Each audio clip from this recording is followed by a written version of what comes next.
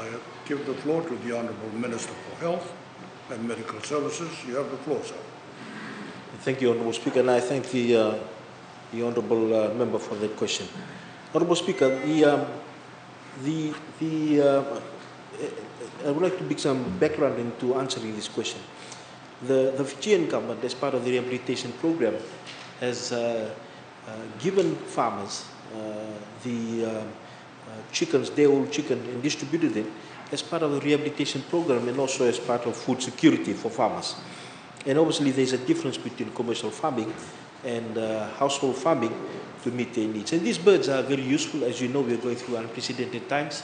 So it's an ability for the farmers, if they, as a good source of protein, and especially being able to, again, being another source of food readily available at home.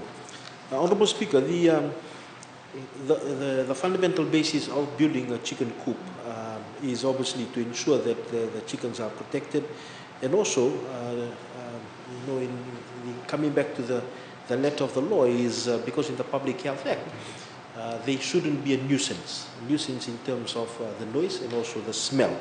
And that's where the Public Health Act comes into play. And as I've said, this nuisance can be a health hazard, and under the Public Health Act, when the complaint is actually brought forward to the health inspectors, whether they be at the rural local authority or they are our health inspectors, then what happens is the health inspectors and the zone nurse then goes across and discusses this with the family and tells them, look, this is the issue at hand.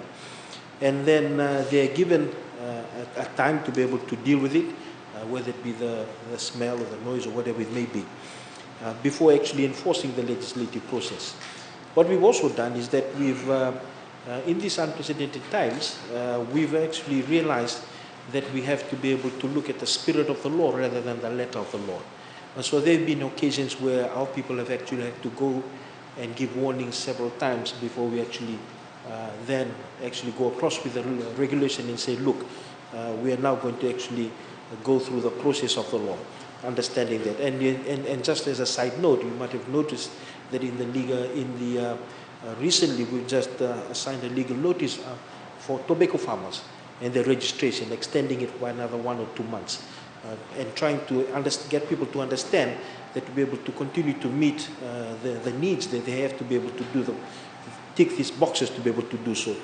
And if they don't meet that, then certainly then we will obviously issue them with the notices and then actually take them to court. And having said that, in the intervening period between the end of last year till now, we've actually taken 17 to court for a variety of reasons, including nuisance and other things.